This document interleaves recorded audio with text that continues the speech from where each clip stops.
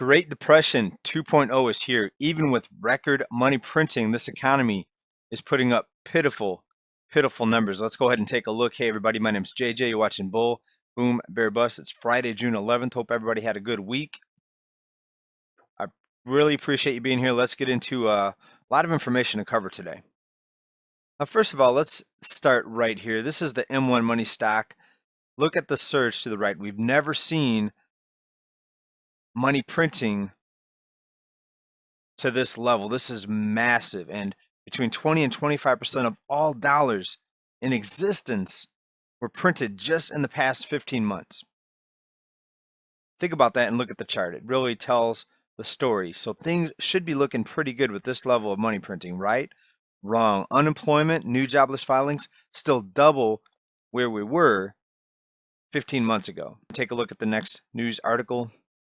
Recent article out of the Ascent, weekly jobless claims fall for sixth straight week, lowest level since start of pandemic. Now, on the surface, that seems like good news. Okay, it's fallen now for the sixth straight week, the lowest since the start of the pandemic, but you're comparing bad to awful. That's basically like saying you got carjacked only one time this week, and that's good because last week you got carjacked 2 times. Right? So you're comparing bad to awful, so they're going to make this seem like it's good news. It's bad news. We're still double the level we were about 16 months ago before everything started being shut down. Another 376,000 new jobless filings. People dropping out of the labor force left and right. Many of them not counted in the official unemployment number. And we've got more disasters that are coming around the corner very, very soon. We're going to talk about that here in a few minutes. But speaking of leaving the labor force, take a look at this Bloomberg article. Fewer young men are in the labor force. More are living at home. Now, we talked about this before with millennials, but even the younger people here, 25 to 34, and some of them in that category are still categorized as millennials. But take a look at this chart right here. This shows us more young men living at home in the age of 25 to 34. It's now about 21%. And you look at the labor force participation rate for the same age group, it took a big drop, of course, with the shutdown, but we've never fully recovered. We're about halfway to recovery. Even with all this massive money printing and all these stimulus programs, rescue programs, and again, we have to ask the question, if we are in this amazing economic recovery, why can't we get rid of all the rescue programs? Why can't we resume foreclosures? Why can't we resume evictions? Why do about half the states still have federal unemployment benefits that have to be handed out on top of the state unemployment benefits? Let's talk about that next. The rubber is about to meet the road here.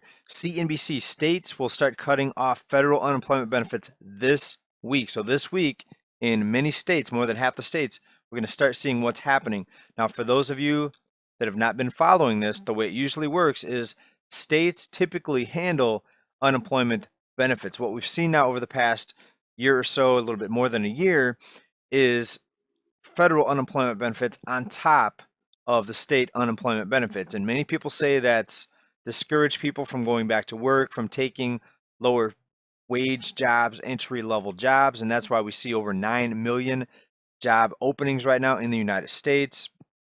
But in many states now, over half the states, we're about ready to see how this is going to play out. Now, this article says 25 states, so half the states. I've heard that there's actually a couple more that are pretty close, if not by the time I'm reporting this, if not already, have decided to cut off these extra federal unemployment benefits.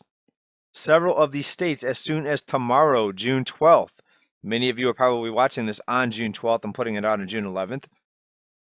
But some states are already starting here June 12th, and it's going to be a lot more here just in the next few weeks. And here's a chart right here, also out of CNBC. This shows you the dark blue are the states that are opting out of the federal enhanced unemployment benefits. Now, most of them are completely opting out. A few are just opting out of the additional $300 extra benefit. And I'm wondering how much worse it's going to get. How many more small businesses are going to fail because they just can't afford to pay people enough to maintain profit. Remember, between 8 and 9 out of small businesses fail even before this current situation. Now we've got rising material costs. High gas prices are affecting all businesses. Anyone that has to get items delivered or transported, which is most businesses, are going to see and feel the pinch of these rising gas prices and this just overall inflation. Let's talk about that next. GasBuddy.com 1 month chart. We're still seeing gas going up. We last checked in, it was a little over 305, 306, I believe. That was a few days ago. We're still going up. What is going to stop the prices from rising? We're now at a national average of about $3.10 per gallon. Now let's go ahead and add on another chart. Let's just do my neck of the woods here, San Diego. And there we go right there. 3 month chart, San Diego, average of about $4.22 per gallon. What are people in California going to do? Thankfully, I don't have to commute. I work at home. I'm really thankful for that. But a lot of people are going to be feeling the pain, feeling the pinch of these gas prices. Folks, people have been asking me about a crash. You know, you predicted the crash, all this, all that. The crash is in the purchasing power. So what difference does it make if prices rise beyond what people can afford, or if people's income fall and they still can't afford goods and services and products? And many people can't afford a roof over their head. That's why we still have to have all of these rescue programs. This is the Great Depression 2.0. It's just a lot different now with all the money printing and the speed and velocity of money that can be handed out to people and all the rescue programs that can be implemented. Now, when you go to buy pretty much anything, you're going to be feeling the pinch of this. You're going to feel it in your wallet because, again, delivery is costing more. The transportation expenses exploding. Businesses are going to charge more. It's pretty simple. Next article, U.S. budget deficit for fiscal 2021 so far topping $2 trillion. And ask yourself, who is going to pay for this? Who's going to pay for it? Well, get ready, because it's going to be the working class. They're going to come after you. They're going to try to take more of your capital gains. They're going to try to take more of your paycheck. While the big multinationals, the mega rich, they're going to find loopholes and likely pay a lower tax rate than the poor and the middle class, which is pretty sad.